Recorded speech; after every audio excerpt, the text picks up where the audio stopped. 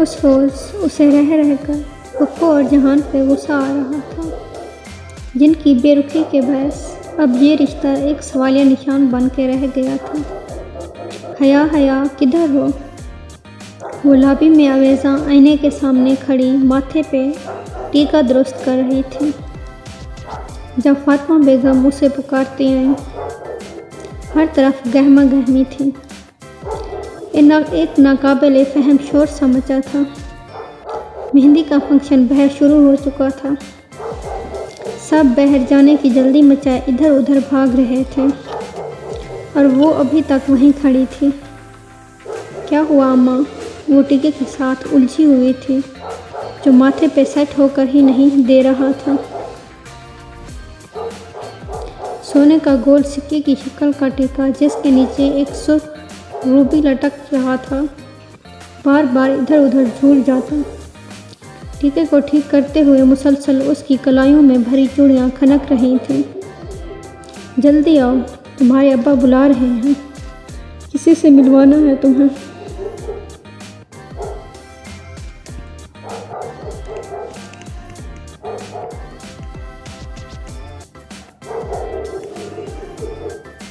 उनकी आवाज़ में खुशी की रमक महसूस करके वो चौंक कर उनको देखने लगी। नफीस सी सिल्क की साड़ी और डायमंड पहने वो खासी बावकार और खुश लग रही थी। उसकी उंगलियों ने टीका छोड़ दिया।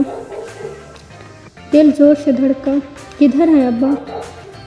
वो धक धक करते दिल के साथ उनके पीछे बाहर निकली।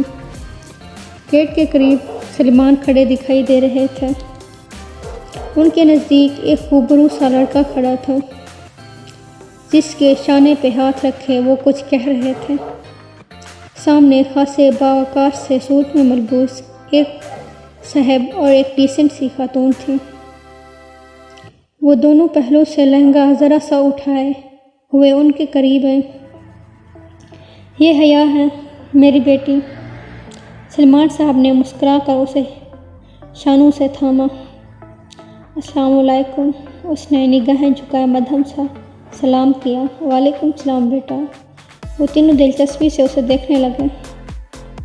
उसने गोल्डन लहंगा और कलदार ब्लाउज़ पहना था। ब्लाउज़ की आस्तीन आधी से भी छोटी थी और उनसे निकलते उसकी दूधिया बाजू सुनहरे मोतियों की शों में सुनहरे दिख रहे थे। भारी कलदार दुपट्टा उसने गर्दन में डाल रखा था। बाल हमेशा की तरह सीधे करके कमर पे गिरा के रखे थे। टीके के साथ के सुनहरी झुमके कानों से लटक रहे थे और मलाई से बना चेहरा हल्के से श्रृंगार से मज़ीद दिलकश लग रहा था। उसने काजल से लबरेज पलकें उठाईं। वो तीनों तैशी निगाहों से उसे देख रहे थे। और हया, ये मेरे दोस्त हैं यूसुफ लिगारी, ये महनाज भाभी हैं और ये उनके साहबजादे हैं वलीद। उसके दिल पे एक बोझ सा आ गिरा। आंखों में बेख्तियार नमकीन पानी भर आया जिसे उसने अंदर तक उतार लिया। Nice to meet you. वो मेहमान आने लगे हैं। मैं फूल की पत्तियाँ इधर रख आई थी। सब मुझे ढूंढ रहे हैं तो मैं हाँ तुम जाओ एंजॉय करो। सलमान साहब ने आहिस्तगी से उसके शाने से हाथ हटाया। वो माजत खवाना मुस्कुराती हुई गेट की जाने बढ़ गए।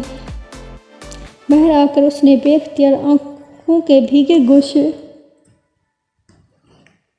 साफ किए। उनके घर के साथ खाली प्लॉट में शामियाने लगाकर मेहंदी का फंक्शन अरेंज किया गया था। मेहंदियाँ दोनों घरानों की अलग अलग थीं। गेंदे के फूलों और मोतियों की लड़ियों से हर कोना सजा था। रोशनी की एक बहार सी उतरी हुई थी।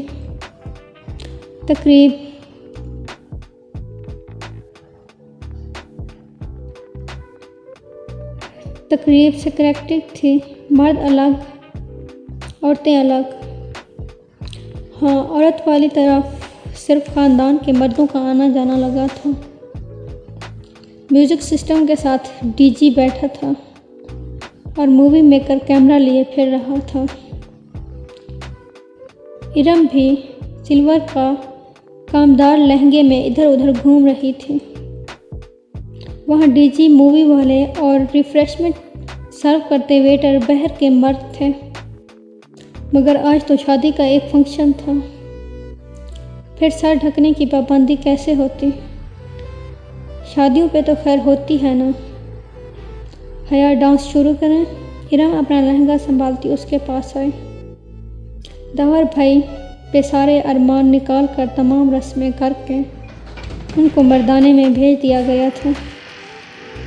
हाँ ठीक है, तुम गाना लगाओ। ये कौन है? वो मसरूफ़ से अंदाज में इरम से बोलती। लिहाजा भार को चौंकी। सामने वाली कुर्सियों की कतार के साथ एक लड़की खड़ी एक कुर्सी पे बैठी खातून से झुक कर मिल रही थी। उसने स्याह अबाया और ऊपर स्टालर ले रखी थी। वो औरतों का फंक्शन था। फिर भी अजीब बात थी कि उस लड़की ने उंगलियों से निकाब थाम रखा था। उसकी आंखें और माथे का कुछ हिस्सा निकाब से झलक रहा था। उसकी आंखें बहुत खूबसूरत थीं और जैसे मुस्कुराते हुए उन खातून से कुछ कह रही थी। कौन? इरम ने पलट कर देखा, फिर गहरी सांस लेकर वापस मुड़ी। ये एलियन है। कौन? हया ने हैरत से कहा। एलियन? अरे भाई, शहला भाभी हैं। ये पूरी दुनिया से अलग। उनकी 1.5 ईंट की मस्जिद होती है। बस तवज्जो खींचने के लिए फंक्शन पर भी अबाया निकाब में मिलती हैं। अब पूछो भला, औरतों के फंक्शन में किससे पर्दा कर रही हैं? हाँ वाकई, एलियन ना हो तो उस निशाने उसका वो उनके एक सेकंड कज़न की वाइफ थी और साल भर पहले ही शादी हुई थी। डीजे ने गाना सेट कर दिया था। खूब शोर हंगामा शुरू हो गया। उन्होंने मूवी वाले को डांस की मूवी बनाने से मना कर दिया और फिर अपना महारत से तैयार करदा रक्स शुरू किया। एक सुनहरी परी लग रही थी तो दूसरी चांदी की। जब पाँव दुख गया और खूब तालियां बजीं तो वो हंसती हुई वापस कुर्सियों की तरफ आई। अस्सलाम वालेकुम शहला भाभी। लड़की भी उस मेज़ पे मौजूद थी। इरम ने फ़ौरन सलाम किया। हया ने भी पैरवी की। वालेकुम सलाम, कैसी हो तुम दोनों? वो मुस्करा कर खुश दिली से मिली। एक हाथ की 2 उंगलियों से उसने अभी तक स्याह निकाब थाम रखा था। बिल्कुल ठीक शहला भाभी। निकाब उतार दें। इधर कौन है?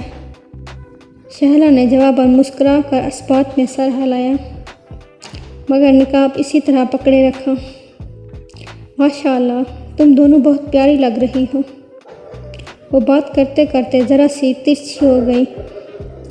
हया ने हैरत से देखा। शायद उस तरफ मूवी वाला फ़िल्म बना रहा था, इसलिए। अजीब औरत है, इतनी भी क्या बेएतबारी। हमारी फैमिली मूवी है, हम कौन सा बहर किसी को दिखाएंगे? हया बड़बड़ाई। फिर वो जल्द ही माजरत करके वहाँ से चली आई। अम्मा जाने किधर थी? किससे पूछे कि सबेन फूफो आई हैं या नहीं? काफ़ी देर शशो पंच में मुब्तला रहे।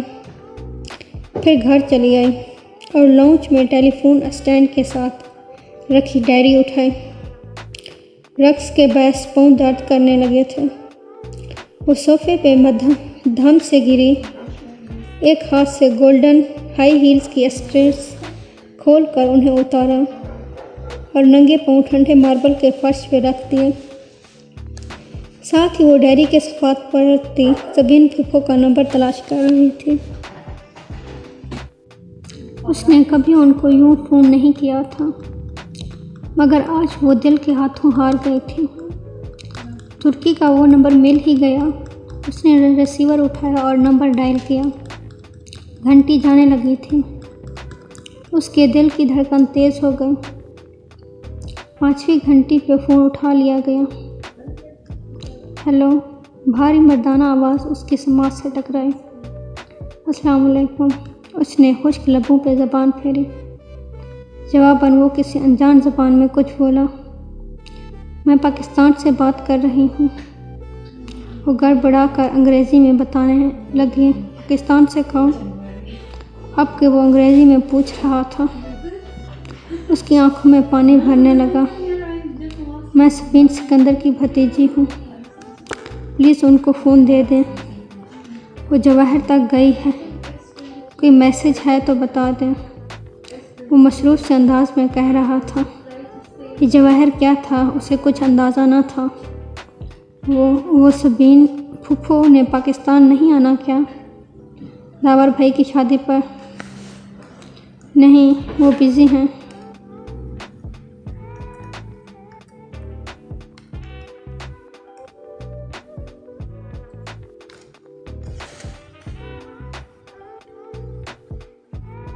शायद वो फ़ोन रखने ही लगा था कि वो कह उठी, आप कौन? उनका बेटा जहान। खट से फ़ोन रख दिया गया।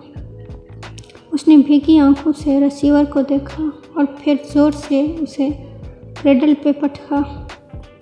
बेख्तियार उमड़ आए आंसू साफ करते हुए वो झुक कर सैंडल पहनने लगी।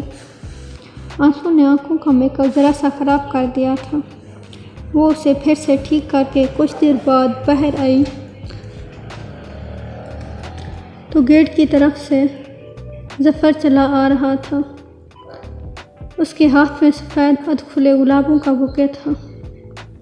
वो बेख्तियार ठठक कर रुकी, फिर लहंगा संभालती बरगदे के देने उतर आई। ये क्या है ज़फ़र? ओह, तुसी इत्थे हो? ये कोरियर वाले ने दिया है थोड़े लिए। ज़फ़र ने गुलदस्ता और एक बंद लिफाफा उसकी तरफ बढ़ाया। वो पिछले 7 साल से ताया फुरकान का मुलाजिम था। वो गांव से उसे लेकर आए थे। जब आया था तो पंजाबी बोलता था, फिर उन 7 बरसों में उर्दू सीखने की कोशिश की मगर नाकाम रहा। अब वो कोई दरमियानी ज़बान बोलता था। ठीक है, तुम जाओ। उसने बुके को बाजू और सीने के दरमियान पकड़ा और दोनों हाथों से बंद लिफाफा खोलने लगे। हस्बे मबूल उसमें सफ़ेद सादा कागज़ था जिसके अंदर बिल्कुल दरमियान में उर्दू में एक सतर लिखी थी। उस लड़की के नाम, जो कभी किसी अनचाहे रिश्ते के बनने के खौफ से रोती है तो कभी किसी बन चुके अनचाहे रिश्ते के टूटने का खौफ। वो सुन रह गए, फिर घबरा कर इधर उधर देखा। गेट खुला था। मेहंदी वाली जगह से रोशनियाँ और मौसीकी का बेहंगम शोर यहाँ तक आ रहा था। दरमियान में बहुत से लोग आ जा रहे थे, मेहमान, नौकर, चाकर वगैरह। ऐसे में क्या कोई उधर था जो उसका बागौर मुशाहिदा कर रहा था? उसने लिफाफे को पलटा। कोरियर की मोहर 1 रोज़ कबल की थी। अभी 10 मिनट कबल वो जहान के साथ पहली दफ़ा बात करते रोई थी। बन चुका अनचाहा रिश्ता। और घंटा भर पहले वलीद और उसके वालिदैन से मिली थी। अनचाहे रिश्ते के बनने का खौफ। ये कौन था जो इतना बाखबर था? एक दिन ही उसे कैसे इल्म हुआ? वो आज 2 दफ़ा रोई है। वो खौफज़दा सी खिड़की खड़ी बार बार वो तहरीर पढ़े जा रही थी। अब्बा निकल तो नहीं गए? वो परफ्यूम की बोतल बंद करके सिंगार मेज़ पे रखती। मखसूस हॉर्न और गेट खुलने के आवाज़ पे मोबाइल और पर्स उठाकर बाहर को भागी। काफ़ी देर से वो कमरा बंद करके बारात में जाने के लिए तैयार हो रही थी। फातिमा बेगम जल्दी जल्दी का शोर मचाए 10 बार दरवाज़ा बजा चुकी थी। नहीं, मुकर्ररा वक्त होने को था और सलमान साहब को तो सबसे पहले हाल पहुंचना था और उसकी सुस्त रूह तैयारियों से भी वो वाकिफ़ थे। पोर्च खाली था। ताया फुरकान के पोर्शन से अलबत्ता शोर सुनाई दे रहा था। गालबन वहाँ पर अभी सब नहीं निकले थे। अब क्या करें? अब्बा को फ़ोन करें या ताया फुरकान के घर जाकर किसी से लिफ्ट मांगे। वो इन्हीं सोचों में उलझ थी। अंदर जाने को पलटी ही थी कि खुले गेट पे हॉर्न हुआ। उसने रुक कर देखा। नीली चमकती अकार्ड बहर खड़ी थी। उसकी हेडलाइट्स खासी तेज थीं। हया की आंखें चुंधिया गईं। उसने बेख्तियार माथे पर हाथ का साया बनाकर देखना चाहा। तभी हेडलाइट्स धीमी हुई। ड्राइविंग सीट पर बैठे शख्स का चेहरा वाज़ेह हुआ। वो वलीद लिगारी था।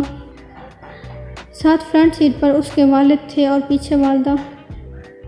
अस्सलाम वालेकुम हया। वो दरवाज़ा आधा खोलकर बाहर निकला और एक नरम मुस्कुराहट के साथ उसे देखा। वो धीमी होती हेडलाइट्स की रोशनी में उनके सामने खड़ी थी। गहरे सुर्ख कामदार बगैर आस्तीनों वाला फिराक जो पाँव तक आता था और नीचे हम रंग तंग पंजामा। फिराक बहुत लंबा था, सो पंजामे की चूड़ियाँ बामुश्किल बलश्त भर ही दिखाई दे रही थीं। दुपट्टा गर्दन में था और कानों से लटकते लंबे लंबे अवेज़े कंधों को छू रहे थे। काजल से लबरेज स्याह आँखें और कमर पे गिरते बाल। हमें मैरिज हॉल का इल्म नहीं है, अंकल हैं? वो निगाहों में उसे जज्ब करते पूछ रहा था। मुतबज्जिज से आगे आई और लिगारी साहब के दरवाजे के साथ रुकी। अंकल, पैराडाइज हॉल जाना है और अब्बा शायद निकल गए, मुझे तो पता ही नहीं चला। वक्तन परेशान थी। ओह, तो आपके चचा वगैरह? वो तो अब्बा से पहले ही चले गए थे। ठहरें, अब्बा ज़्यादा दूर नहीं गए होंगे, मैं उन्हें वापस। अरे वो क्यों वापस हैं? उनका जल्दी पहुंचना ज़रूरी है। आप हमारे साथ आ जाओ बेटा, हमने भी तो वहीं जाना है। हाँ बेटा आओ। मिसेस महनाज लिगारी ने फ़ौरन अपनी तरफ का दरवाज़ा खोला और दूसरी तरफ हो गई। वो चंद लम्हे तजबस में खड़ी रही। अब अगर अब्बा का इंतज़ार करती तो आधा फंक्शन निकल जाता और अगर उनके साथ जाती तो अब्बा बुरा नहीं मानेंगे, ये तो उसे यकीन था। चलें ठीक है। वो हिचकिचाते हुए पिछली सीट की तरफ बढ़ी। तो हमारी बेटी क्या करती है? रास्ते में लिगारी साहब ने पूछा। माँ की बेटी कब से हो गई? जी, मैं शरिया एंड लॉ में LLB ऑनर्स कर रही हूँ। यानी कि आप इस्लामी वकील हो? जी। वो फीका सा मुस्कुराई। ये लोग इतनी अपनायत क्यों दे रहे हैं मुझे? तो ये शरिया एंड लॉ कैसा सब्जेक्ट है? क्योंकि मैं बुनियादी तौर पर एक इंजीनियर हूँ और इंजीनियरिंग शुरू में मुझे मुश्किल लगती थी, बाद में आसान हो गई। मुझे भी शरिया शुरू में मुश्किल लगती थी, बाद में आदी हो गई। वो तीनों हंस पड़े तो उसे एहसास हुआ उसे खामखा उनके साथ बेतकल्लुफ़ नहीं होना चाहिए। हया बेटा, आपका शादी के बाद प्रैक्टिस का इरादा है?